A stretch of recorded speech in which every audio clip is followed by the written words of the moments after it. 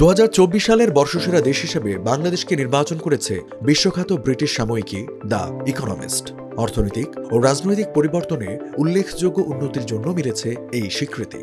2023 সালে বর্ষসেরা দেশ ছিল গ্রিস।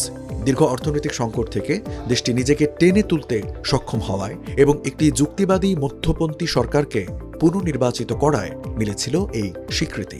এর আগে গৃহযুদ্ধ অবসানের জন্য কলম্বিয়া, রাশিয়ায় আগ্রাসন প্রতিরোধের জন্য ইউক্রেন এবং গণতন্ত্র প্রতিষ্ঠার জন্য মালাউইকে দেওয়া হয় এই পুরস্কার। প্রতি বছর উন্নতির ক্ষেত্রে উল্লেখযোগ্য অগ্রগতি দেখিয়েছে এমন একটি দেশকে এই স্বীকৃতি দেয় দ্য ইকোনমিস্ট।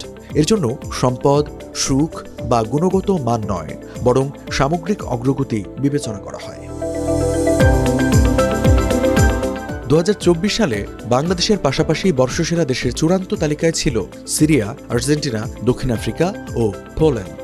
এর মধ্যে বাংলাদেশ বর্ষসেরা এবং সিরিয়া দ্বিতীয় স্থান লাভ করে। দ্য ইকোনমিস্টের মতে বাংলাদেশ একজন স্বৈরশাসকের পতন ঘটিয়েছে। আগস্টে ছাত্রদের নেতৃত্বে রাজপথে ব্যাপক আন্দোলনের মাধ্যমে দীর্ঘ 15 বছর ক্ষমতায় থাকা প্রধানমন্ত্রী শেখ হাসিনাকে ক্ষমতা থেকে সরানো হয়।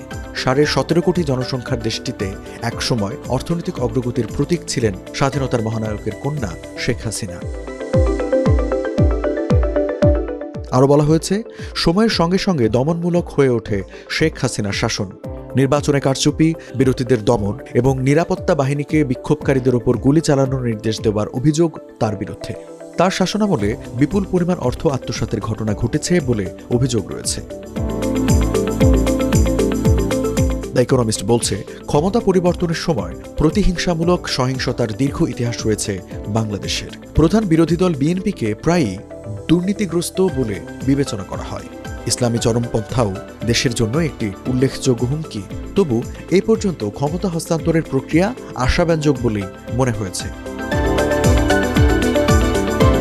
এই সাময়িকী কর্তৃপক্ষের মতে ছাত্র, সেনাবাহিনী, ব্যবসায়িক গোষ্ঠী এবং নাগরিক সমাজের সমর্থনে শৃঙ্খলা ফিরিয়ে এনেছে নোবেল শান্তি পুরস্কার বিজয়ী ড. মোহাম্মদ ইউনূসের নেতৃত্বাধীন অন্তর্বর্তীকালীন সরকার। একই সঙ্গে অর্থনীতিকে স্থিতিশীল করতে সক্ষম হয়েছে। দ্য ইকোনমিস্ট মনে করে 2025 সালে এই সরকারের জন্য বড় চ্যালেঞ্জ হবে ভারতের সঙ্গে সম্পর্ক পুনর্গঠন এবং জাতীয় নির্বাচন। তবে এর আগে আদালতের নিরপেক্ষতা নিশ্চিত করতে হবে। বিরোধী দলগুলোকে সংগঠিত হবার পর্যাপ্ত সময়ও দিতে হবে। বাংলাদেশের পর দ্বিতীয় স্থানে রয়েছে সিরিয়া। দেশটিতে দীর্ঘদিনের শাসক বাশার আল আসাদকে উৎখাত করা হয় 2024 সালের 8 ডিসেম্বর। অভিযোগ রয়েছে, আসাদের শাসনামল ছিল বর্বর ও দমনমূলক। তার সময়ে রাসায়নিক অস্ত্র ব্যবহারের মতো মানবাধিকার লঙ্ঘনের ঘটনা ঘটেছে। আসাদের পতনের পর দেশটির সবচেয়ে শক্তিশালী বিদ্রোহী গোষ্ঠী হায়াত তাহরির আল শাম বর্তমানে ক্ষমতায় রয়েছে।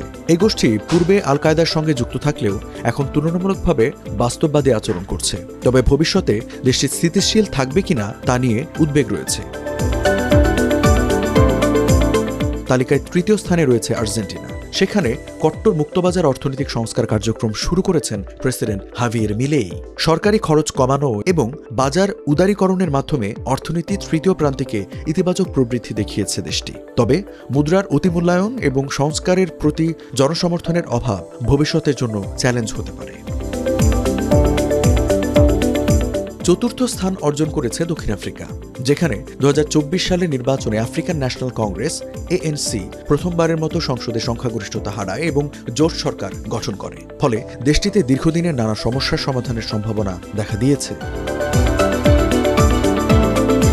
পঞ্চম স্থানে রয়েছে পোল্যান্ড। ডোনাল্ড টাস্কের নেতৃত্বে 2023 সালের নির্বাচনের পর গণতান্ত্রিক প্রতিষ্ঠানগুলো পুনর্গঠনের প্রচেষ্টা চালাচ্ছে দেশটির নতুন প্রশাসন। যদিও প্রতিবেশী জার্মানির সঙ্গে সম্পর্ক এখনও উত্তপ্ত।